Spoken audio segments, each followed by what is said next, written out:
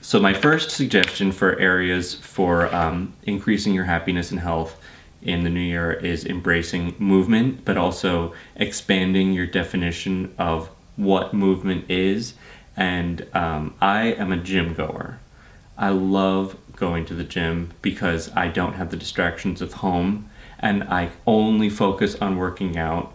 And it's really easy for me to focus and get through my workout because I don't have distractions. So even though on some level I yearn for a home gym so I can work out in private, I ultimately know that I am being best served by my current exercise setup, which is going to a gym.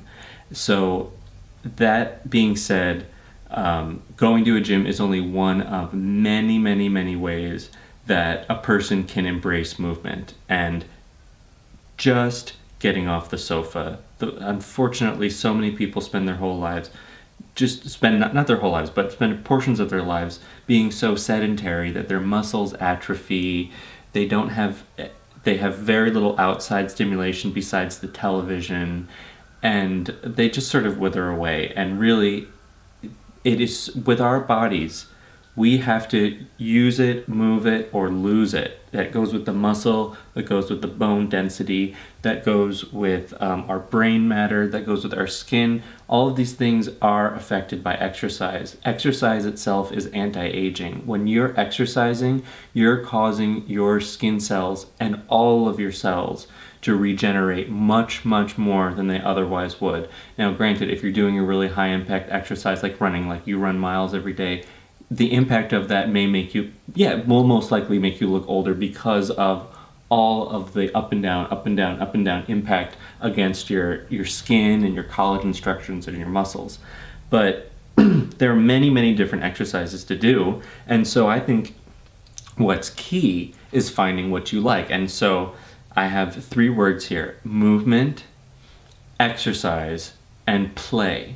Now, in my opinion, and I have recently read that this was backed up by science, is people get better results. I mean, more people work out for longer durations and higher intensity when they're playing a game.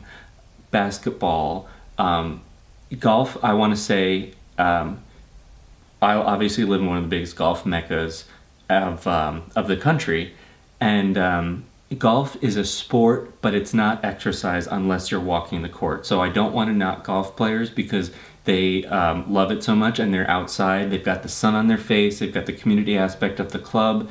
I think that's all really fantastic things, but but a lot of people say, well, I played 18 holes, okay, well, fine, but still, you didn't walk the course, and then you went to the bar afterwards. So I still think, and a lot of people also, they do a workout on the same day as they do their golf, and they do understand the distinction, but that's a common misperception.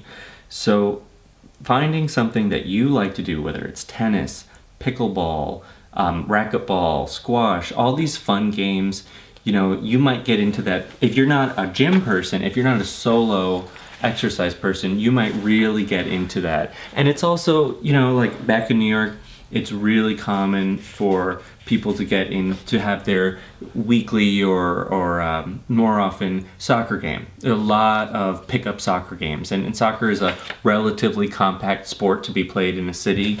So soccer game, basketball game, guys get together, and it's not a gender thing. People get together and they enjoy time doing something athletic, and they really get into it. It's more than just the exercise because they're playing a game. They want to win, and that's a fantastic thing. So, if you are playing with your young children or grandchildren, running around the lawn, if you're walking your dog, you are moving, and you're probably not even thinking about how you're moving because you're just in the flow of enjoying yourself. And then another thing with movement is that there is a huge fallacy that you have to spend money to exercise. You absolutely don't. The only thing you really have to buy are sneakers. If you had to, you could probably wear some old clothes that you already have. The only thing you really need is good footwear. And I mean, granted, there are people that for safety reasons, health reasons, other factors can't just walk out of their house and walk around the block, but really think about it for the majority of us. Is there anything that would stop you from walking out the front door and walking around for 20 or 30 minutes? If there isn't, that is a completely free way to exercise, and walking is a very underrated exercise. It's great for your mental health. It is actually a good workout. It's great for your waistline, and it's especially good for your digestion. A walk after dinner will severely diminish or end your acid reflux. And it's so good for you. There's a reason that in a lot of European countries they have an evening walk after dinner. It's such a beautiful tradition, and obviously the mitigating factors are the climate. You're not going to take a walk after dinner in a rainstorm or a blizzard. Now or am I suggesting that?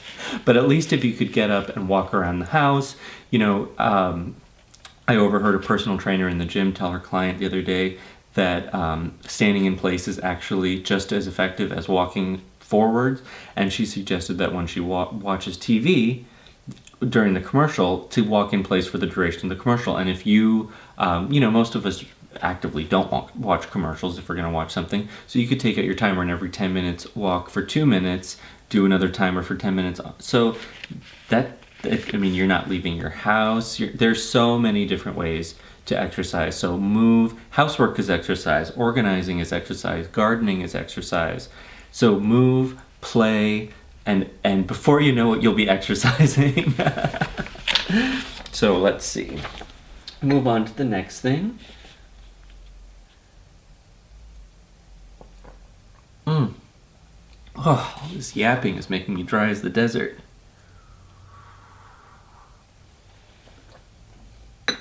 All right, so the next thing on the list is eating.